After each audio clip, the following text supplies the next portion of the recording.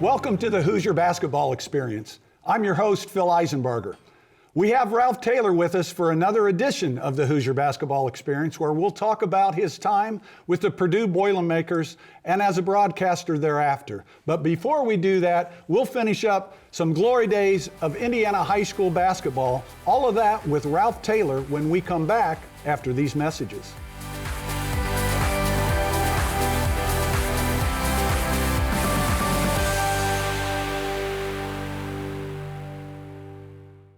The Hoosier Basketball Trivia Question, sponsored by Christy, Farrell, Lee, and Bell. Serious injury isn't what we do, it's all we do. Today's question: before consolidation of Indiana high schools, what was the largest number of teams to compete in the tournament? The answer after the break. Now our trivia question answered, sponsored by Christy, Farrell, Lee, and Bell. Serious injury isn't what we do, it's all we do. Today's question: before consolidation of Indiana high schools, what was the largest number of teams to compete in the tournament? The answer: 787 in 1938.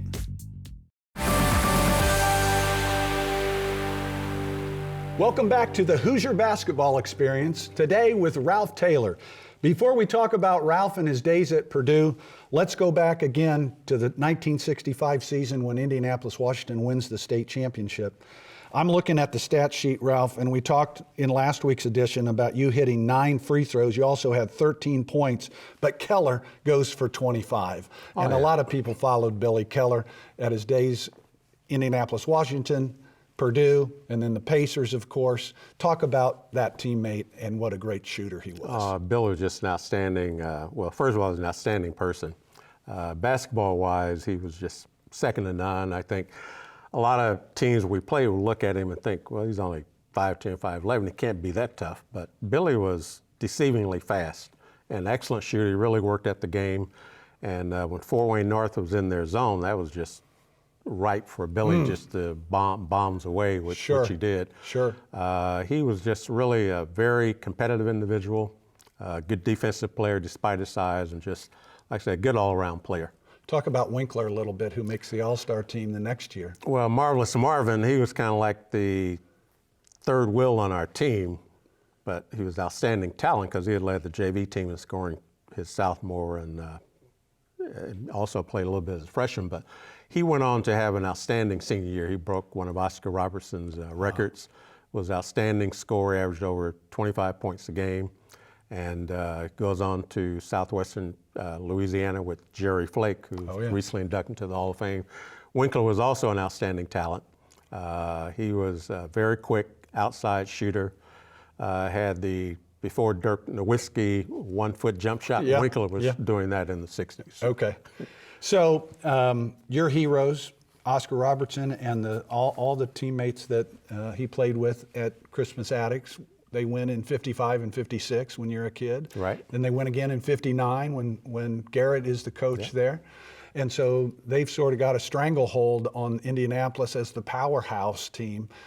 How did that change in the 60s? Well, in the 60s, once the Van Arsdales left Manual, and of course they played that classic championship game against Kokomo, then Washington became the dominant school. And that culminated with 2 state championships, 4 city championships.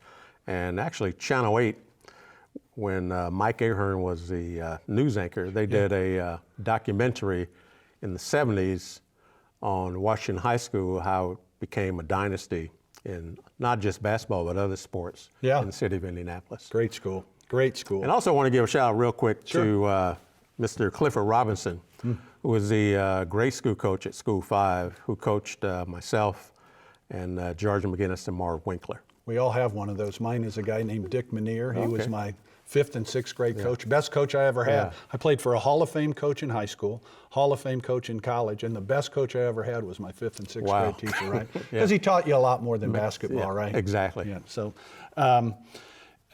talk a little bit about, again, some of the other players on that team. Bob gets the Trester Award. Talk about him as a teammate. Well, Eddie was just an outstanding floor general, very smart, good student of the game. He was always there in clutch time. We needed a bucket. If Keller and I were not getting it done, then he'd step up, get the timely bucket or the timely steal. just a great floor general. That was his first year starting. And his junior year really didn't get to play that much because, like I said, we had a lot of seniors on the team my junior year. Okay. But he really stepped in, really did a great job. So after the state championship victory in 1965, both you and Billy Keller get elected to the Indiana All-Star team. Talk about that experience a little bit, the other guys on the team playing Kentucky, and we talked a little bit earlier about some of the nuances that year. Yeah. Well, you know, it was a great experience. I really hadn't thought about an Indiana All-Star team. I was just focused on, you know, playing and trying to win a state championship. So when I got a letter indicating I'd been selected to the Indiana All-Star team, I was just really floored by that honor. And it was a great experience getting to meet guys from around the state like Bugsy Humes, the younger brother of Larry Humes, Harold Curdy, Earl Schneider, who went to IU, Dave Moser, great floor general from Fort Wayne North, who we beat in the championship game, wound up going to Davidson. So we just had a really great time bonding with each other. The experience was great, wouldn't change it for anything in the world.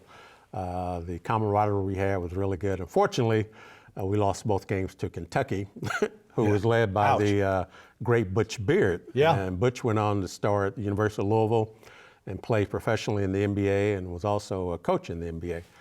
And that was the first year in 1965. That was the first and only year that they had a experimental rule where if you got 5 fouls, rather than just fouling out being disqualified, they allowed you to come back in. But if you committed another foul, the other team got the ball out and 2 free throws. And we lost the second game because the guy who committed 5 fouls that should have been out of the game scored 8 of Kentucky's final points, and we get beat.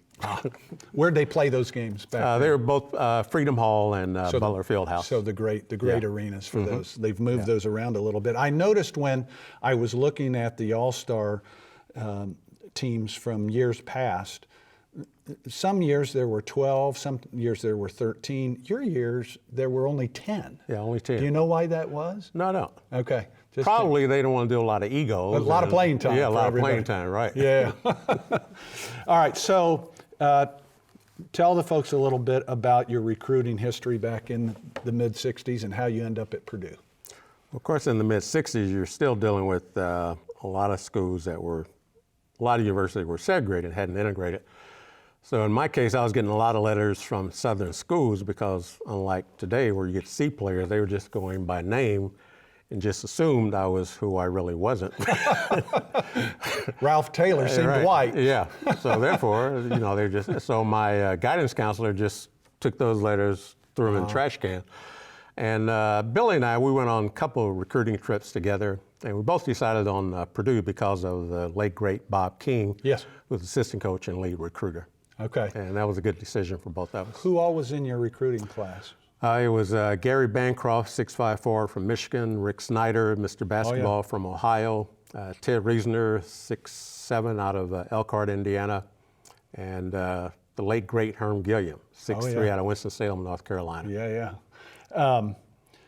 When you played Anderson, Kenny Johnson, was he a junior when you were He was a senior? a junior, yeah. Yeah. So the next year he's a senior. Yeah. My brother is playing for the worst Muncie Central team that ever existed until last year. And he and Kenny were fighting for the North Central Conference scoring championship. So the last game of the year, you're not going to believe this, John, my brother, trying to win the championship, which he did, went 6 for 44. Wow. Unreal. And barely beat, because I think he's got a free throw, so he scored 13, Kenny scored 12. Wow. They were tied going in. So he got the North Central Conference scoring championship. We'll be back after these messages.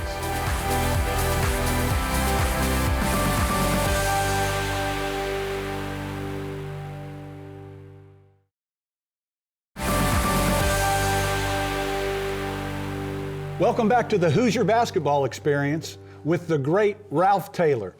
Ralph, I want to backtrack a little bit. We were talking about recruiting at Purdue, but if we go back to the 3 city championships that Indianapolis, Washington won while you were sophomore, junior, and senior, that tournament was, in my mind, a lot bigger than it is today. Can you name all the teams that were in the city championship back in those days?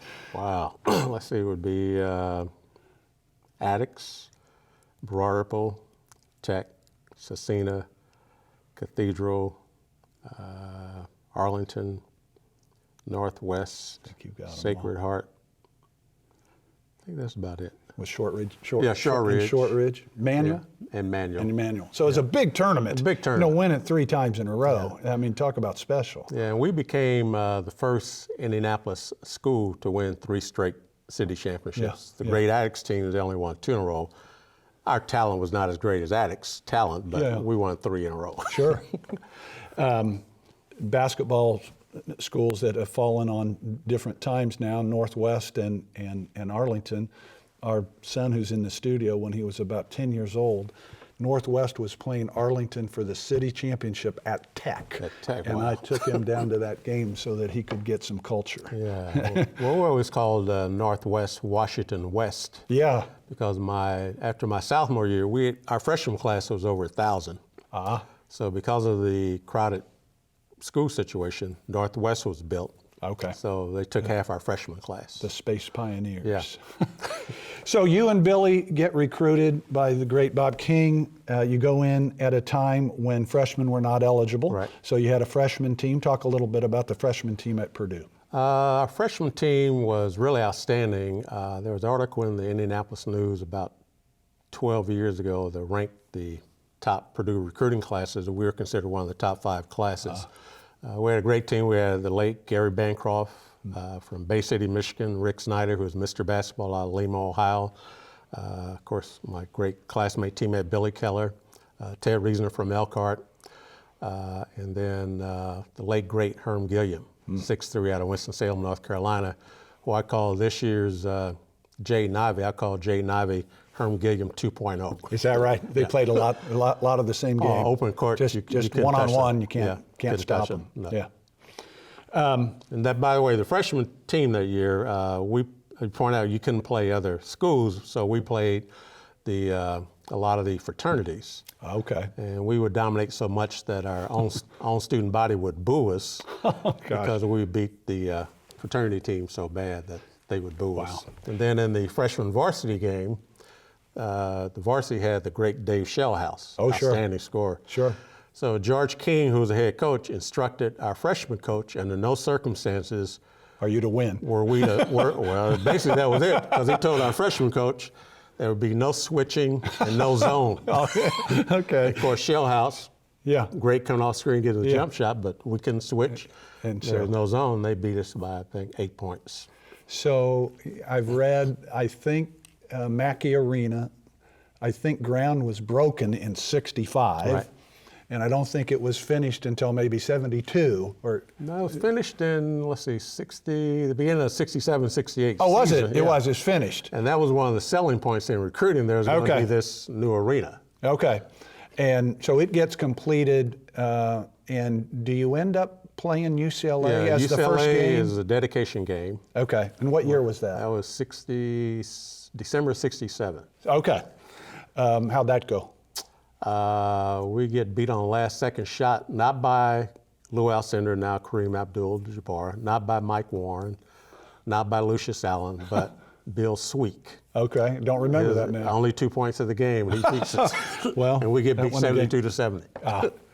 Well, you meet them again at the end of 69 during their great run in the NCAA, and a great experience, I know, for you. But before we get there, talk about, as a sophomore at Purdue, you get Billy Keller's Mr. Basketball. You get another Mr. Basketball to come to Purdue in Rick Mount, the first player ever to be on the cover of Sports Illustrated. Talk about playing with those two.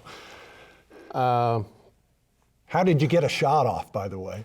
Well, you just set screens, and if they miss, which was rare, you might get to put it back up.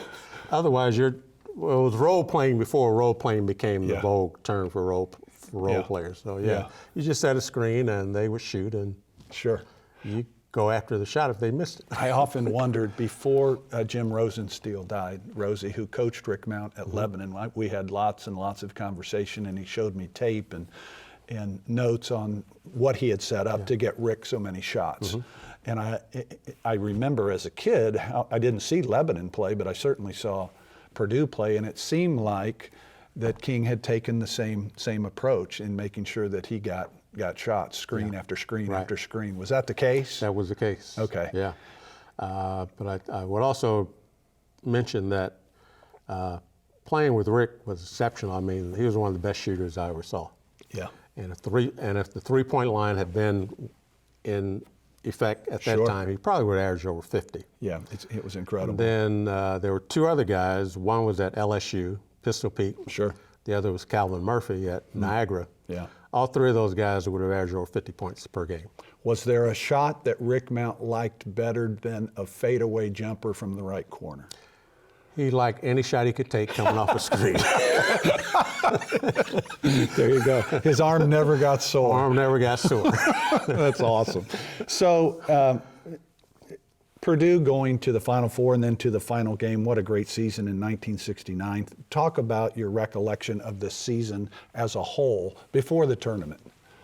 Well, I think we went to the season, I think, a lot better prepared than we were the previous year, because the previous year it was an adjustment for two players in particular. That was Billy Keller and Herman Gilliam. Yeah. And Herman, most of the players would agree on that team that Herman was the best all-around player, and that was evidenced by his career in the pros. Sure. Certainly the best athlete. Oh, yeah. And those two guys had to make the ultimate sacrifice of letting Rick be the star, Yeah. and they be the Role players. Yeah, well, I don't know if you call them role players. They were awfully good. The B and C options. Yeah. And then you have the role players. Yeah. But so going into our senior year when Rick was a junior, I think that transformation had been made, and I think we gelled as a team. And I think probably one of the things that really showed how close we were was that, and probably like you guys at IU, we would go to dinner, everybody would go to dinner. Sure. We'd hang out, everybody would go to the same place. But we took our first road trip to the Sun Devil Classic in Tempe, Arizona. Okay. And of course, we lose, but it was a good tournament. And then the thing I think that really bonded us was going to Hawaii for the Rainbow Classic. And we had an incident that I think solidified our closeness. One of George Faber's friends, somewhere or another, was in Los Angeles because we were playing UCLA. And Faber's friend's in Los Angeles, and he has this humongous station wagon. And I think it was all 10 of us get into the station wagon, and we go to the Playboy Club on Sunset Strip. That solidified your friendships? That solidified the friendship and the close-knit group that we were, and you know, everybody left sober. There was no heavy drinker. Yeah. But we go to the Playboy Club, and our curfew was at 12 o'clock. Well, unfortunately, we get back to the hotel. A little after 12, I A little believe. after 12, and right after Coach Bob King had finished with the room check. Yeah. So all of us get busted. Aha. And we're thinking what's going to happen to us. So the next morning at the team breakfast, we're all wondering, How's this going to go? How's it going to go with George King? I said Bob, didn't I? George never said a thing because said Bob never told. Ah. But we all kind of figured that if we got in trouble and got suspended, that meant Rick would have also had to got suspended. And they were going to play him. Right. That's hilarious. But no, I think that was really a good bonding time for us, and I think we got off to a great start in the Big Ten, and we finished with a 13-1 record in the Big Ten, and we just really gelled at the right time. And Who was your toughest opponent in the Big Ten, 69? that would have been Ohio State. Yeah. So we have in common, my senior year, the year we won the championship, we go to Hawaii, and we get beat by Pan American. American. Wow. Yeah. And so you can imagine what we went through for that. Oh, yeah, I'm sure. And that brought us together, much in the same way that you just talked about. Well, you know, the other thing about our team was the fact that, you know, Purdue was a football school, or it's still a football school. And basketball is just kind of one of those things you bide your time by and you wait till football season start. Because we had the great Leroy Keys. Sure, Mike Phipps. Yeah, Mike Phipps, Bob Greasy, all those guys. You were a great basketball team too, obviously. But our team finally got the attention of the fans that we were basketball. That it should. And by the way, Ralph Taylor has been voted by the fans of Purdue their 4th favorite player of all time. How does that happen? Yeah, well, you know, I got caught by surprise with that. I had no clue. And, I'm reading this book that my late friend Roger Blaylock, who's assistant AD, he says, have you read this book? I said, no. I said, what's in it? He said, well, you were voted one of the all-time fan favorites in Purdue history. And I'm thinking, that can't be. Yeah. Then I read it's pretty good company with Brian Cardinal and a couple other guys. So that was a great honor. I did have a fan club, by the way. Your own fan club? Your own fan club. Sam Jones was the president. Okay. Sam was from Illinois. He was the president, had a vice president, and didn't have a treasurer because it wasn't collecting money. But yeah, they organized it. I read, and it may be inaccurate, that in 65 or 66, when you were going to Purdue, that there were only 100 black students at Purdue. Have you heard that or read that? Well, does that make sense to you? I lived that because there were only, there was less than 70 of us. That's co-ed out of 25,000 total students. Wow.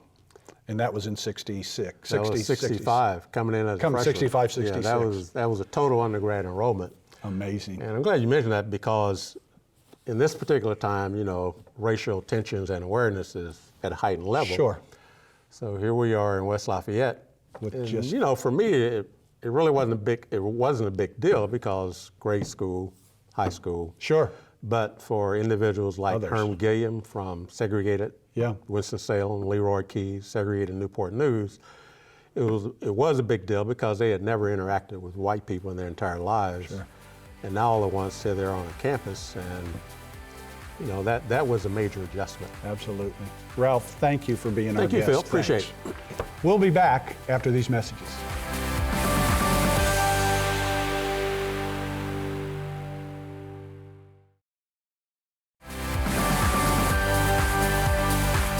Thanks for joining us. See us again next week on the Hoosier Basketball Experience.